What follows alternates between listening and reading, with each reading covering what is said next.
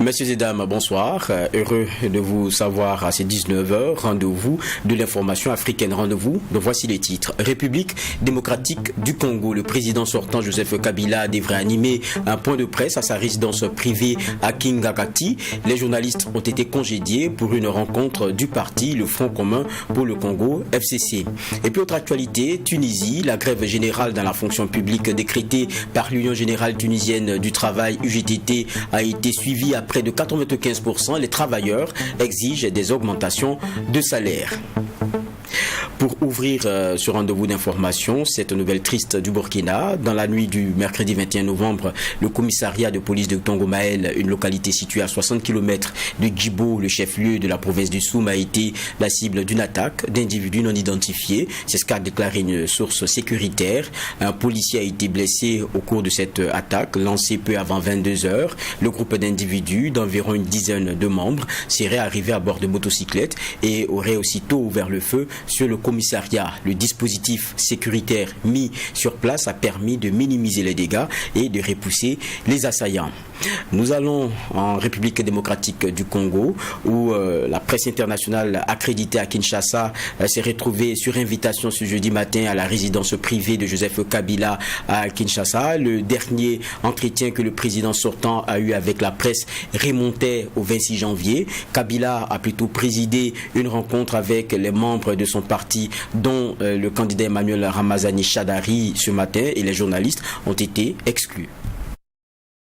Plutôt qu'une conférence de presse comme annoncé initialement, Joseph Kabila a présidé une réunion avec son dauphin Emmanuel Ramazani Shadari et les cadres de la majorité au premier jour de la campagne pour ces élections censées ouvrir sa succession. Kabila avait convoqué les cadres de sa coalition Front commun pour le Congo FCC dans sa résidence privée de Kingakati à plus de 50 km à l'est de Kinshasa. Les journalistes avaient également été invités mais ils ont été priés de sortir à l'arrivée du chef de l'État. Participait également à cette réunion le Premier ministre Bruno Tshibala, le ministre de l'Intérieur Henri Mova Sakani et celui de la Communication Lambert Mende en tant que membre du FCC, une coalition créée en juin autour de Joseph Kabila. C'est cette coalition qui a désigné Shadari candidat à l'élection présidentielle prévue pour le 23 décembre prochain, vu que le président Kabila ne pouvait plus se représenter d'après la Constitution. Ce jour-là, 3 scrutins sont censés se tenir. La présidentielle à un seul tour, les législatives nationales et provinciales. Le président Kabila est disponible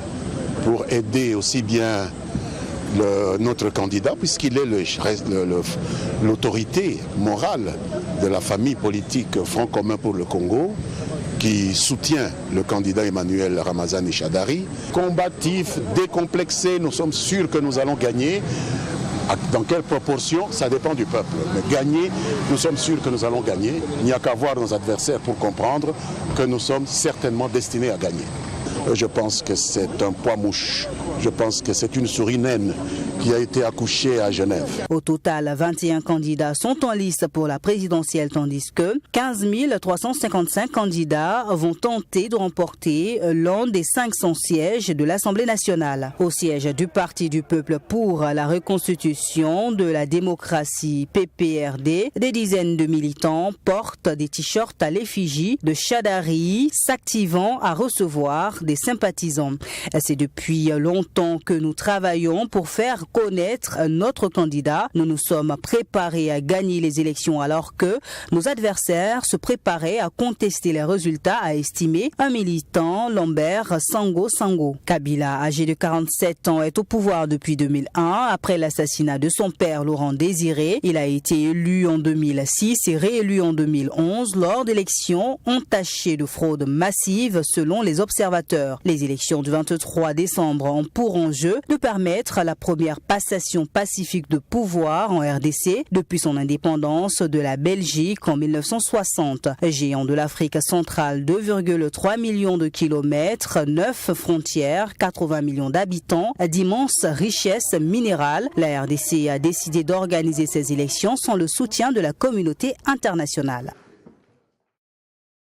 Tunisie, la grève générale dans la fonction publique décrétée par l'UGTT, entendez Union Générale Tunisienne du Travail, a été très suivie. Le taux 95%. Plus de 8000 manifestants ont répondu à l'appel de la centrale syndicale pour porter leurs revendications devant le palais du Bardo, siège de l'Assemblée des représentants du peuple. Sur l'ensemble du territoire tunisien, ils auraient été 10 fois plus nombreux à exiger du gouvernement des augmentations de salaire pour les agents de l'État.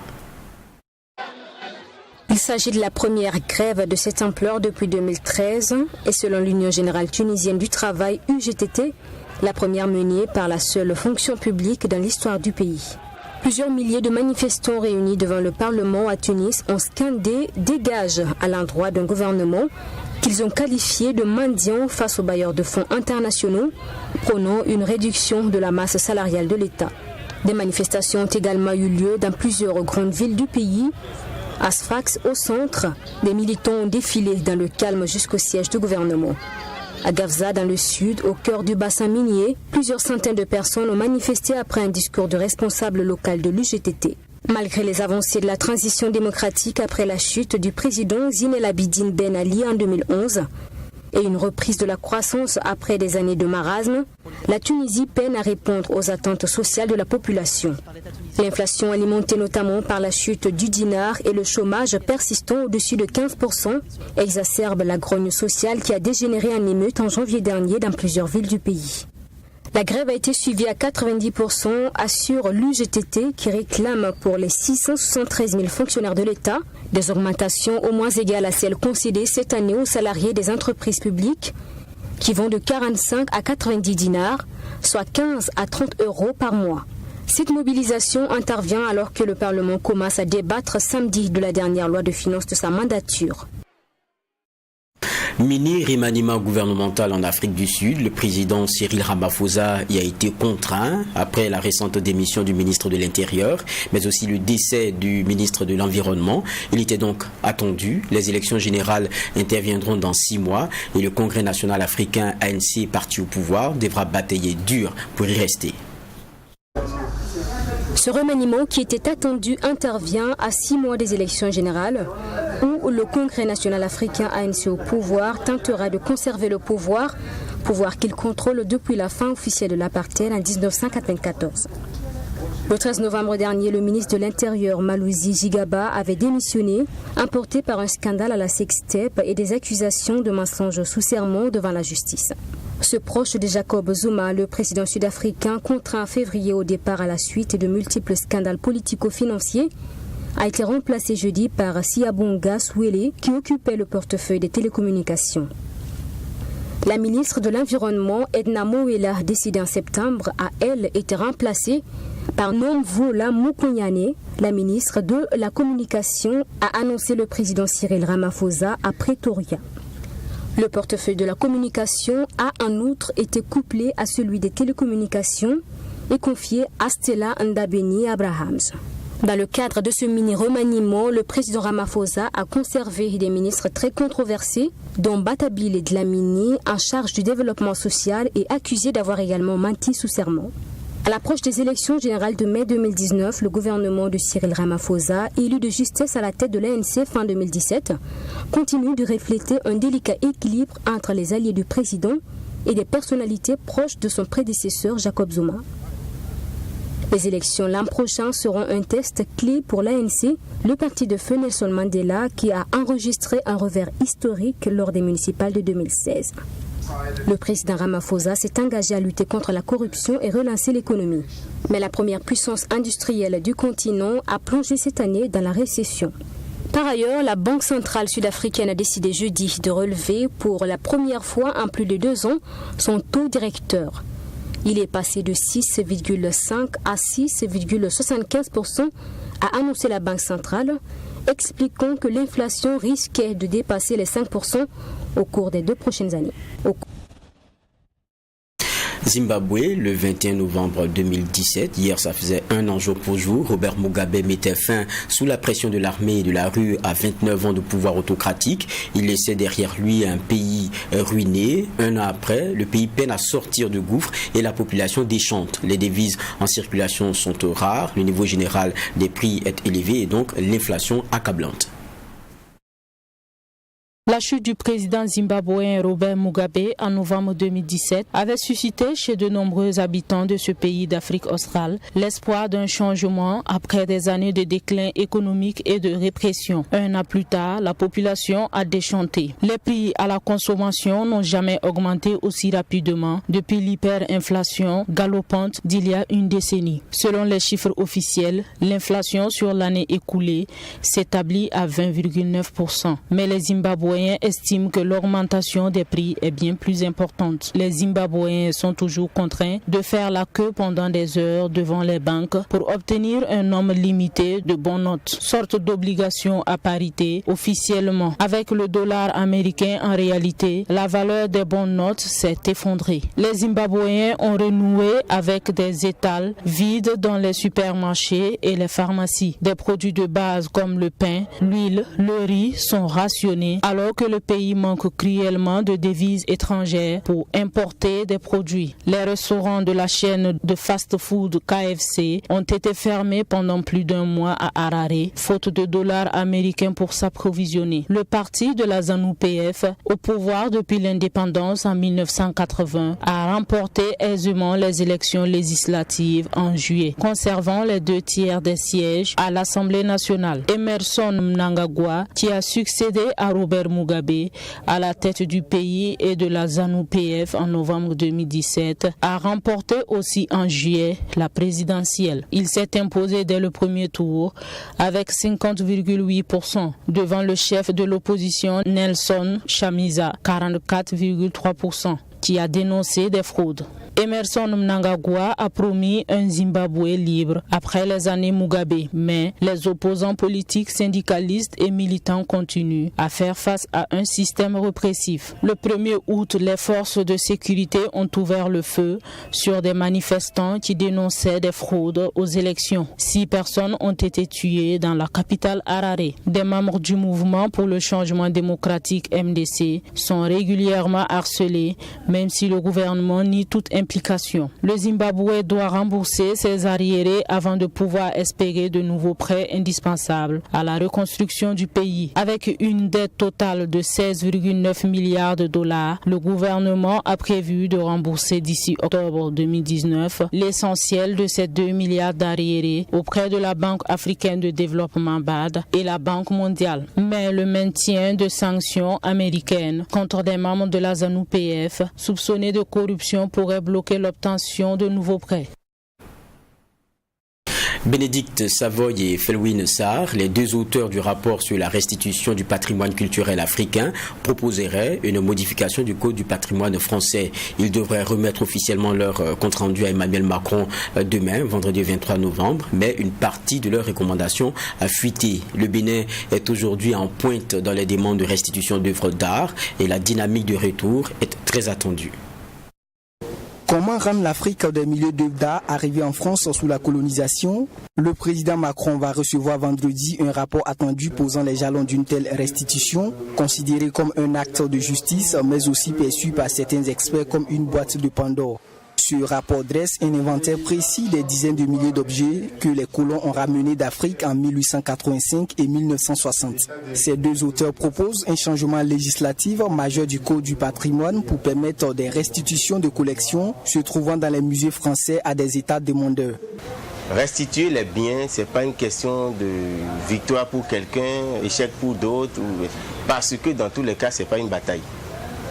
C'est juste que le Bénin, qui a reconnu de façon identitaire certains de ses biens sur d'autres territoires, a manifesté donc le besoin d'accueillir ces biens et renforcer le développement. Le Bénin a besoin de ces biens pour renforcer son économie nationale et pour donner de l'emploi aussi aux gestionnaires du patrimoine culturel, aux conservateurs. Le 28 novembre 2017 à Ouagadougou, le président français avait annoncé la mise en œuvre dans un délai de 5 ans de restitution temporaire ou définitive du patrimoine africain, reconnaissant l'anomalie que constitue la quasi-absence en Afrique subsaharienne. Selon les experts, 85 à 90% du patrimoine africain serait hors du continent. Emmanuel Macron avait confié à 2 universitaires français et sénégalais, Bénédicte Savoy et Felwine Sarr, le soin de procéder à de vastes consultations. Ce sera au président de suivre ou non les propositions assez radicales dont la mise en œuvre risque d'être complexe. Le programme d'action du gouvernement béninois aujourd'hui a hissé le tourisme comme priorité des priorités. Et les projets les plus éloquents, les projets phares, les projets les plus éloquents aujourd'hui sont dans le secteur du tourisme. Il s'agira pour nous de mettre en place des infrastructures et je peux vous dire que la mise en place de ces infrastructures sont très avancées. On est déjà à l'élaboration, on va dire, des plans architecturaux pour ces lieux-là. Il y en a 4 ou 5. Le rapport lui sera présenté lors d'une réunion de travail vendredi après-midi en présence des ministres des Affaires étrangères Jean-Yves Le Drian et de la Culture Franck Riester. La loi ne permet pas à ces milliers d'objets d'art de quitter la France. Le rapport Savoy-Sarr suggère une modification du Code du patrimoine avec l'introduction d'un article qui stipulerait que des restitutions d'objets africains transférés pendant la période coloniale française pourraient être prévues dans le cadre d'un accord bilatéral de coopération culturelle entre l'État français et un État africain. Pour que le processus puisse s'enclencher, il faudrait qu'une demande émane des pays africains concernés grâce à l'inventeur que nous leur aurons envoyé. Une remise solennelle des listes des biens spoliés devrait avoir lieu. Le périmètre de la spoliation engloberait les biens pillés, volés, butins de guerre, mais aussi ceux très nombreux acquis à des prix dérisoires, sans commune mesure avec le marché de l'époque par les marchands, militaires, missionnaires et voyageurs. Le rapport recense au moins 90 000 objets d'Afrique subsaharienne dans les collections publiques françaises. Le musée du Quai Branly est le plus concerné avec 70 000 œuvres, dont 2 tiers acquises durant la période 1885 et 1960, soit 46 000 objets potentiellement concernés. Les pays les plus intéressés sont le Tchad avec 9 200 œuvres, le Cameroun avec 7 800 et Madagascar 7 500. Le Bénin, qui avait contribué à lancer le dossier avec sa réclamation des statues royales d'Abomey, s'est félicité que la France soit allée au bout du processus. La présidente de la fondation artistique Zinsou, la franco-béninoise Marie-Cécile Zinsou, qualifie d'historique ce rapport. On a l'impression, dit-elle, d'être à un pas de récupérer notre histoire. Alors que certains experts préconisaient une politique de prêt long et renouvelable, éventuellement sous le contrôle de l'UNESCO, le changement du code patrimoine pourrait ouvrir une boîte de Pandore. Des conservateurs en France dénonceront probablement des surenchères idéologiques sur la colonisation. En Afrique, même outre le coût et les infrastructures nécessaires, pourraient s'opposer des contestations territoriales quand des œuvres appartenaient à des royaumes aujourd'hui disparus. Une évolution de la législation française aurait forcément des répercussions dans d'autres anciennes puissances coloniales, comme la Belgique, le Royaume-Uni, l'Allemagne pour les œuvres africaines, mais aussi le patrimoine d'autres régions. Actualité qui met un point final à cette session d'information, session que j'ai pris d'ailleurs plaisir à présenter. Je vous retrouve tout à l'heure pour d'autres infos.